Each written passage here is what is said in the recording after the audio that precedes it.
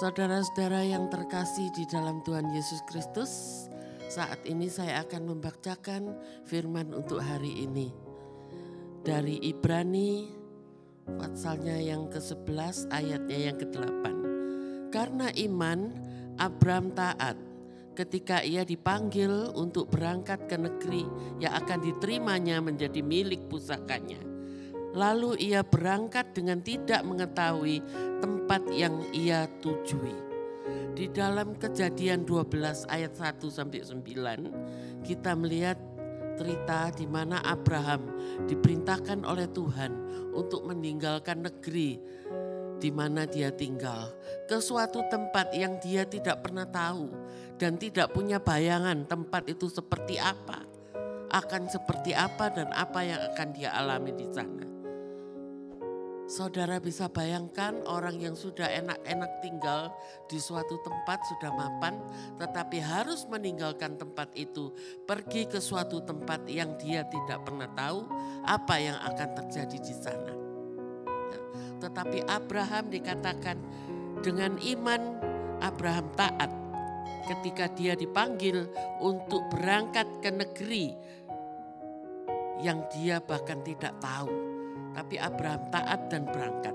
Ya. Pada saat ini kita mungkin menghadapi berbagai macam kekhawatiran atau pertanyaan tentang tahun depan yang sudah menjelang 2 bulan lagi. Kita akan memasuki akhir tahun dan memasuki tahun yang baru.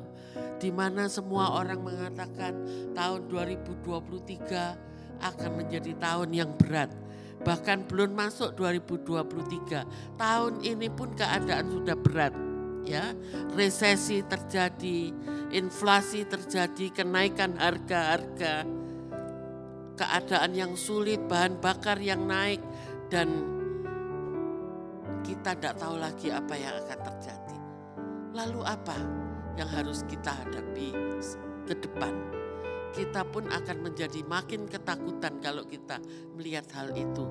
Tetapi kita sebagai orang yang beriman, kita tetap percaya bahwa kalau Tuhan izinkan kita memasuki tahun depan, apapun keadaannya, kita tetap percaya seperti Abraham bahwa di tahun yang akan kita injak, tahun yang baru ini, Tuhan pasti menyediakan bagi kita apa yang menjadi kebutuhan kita, dan Tuhan pasti memperlengkapi kita untuk menghadapi tahun yang tidak menentu ini.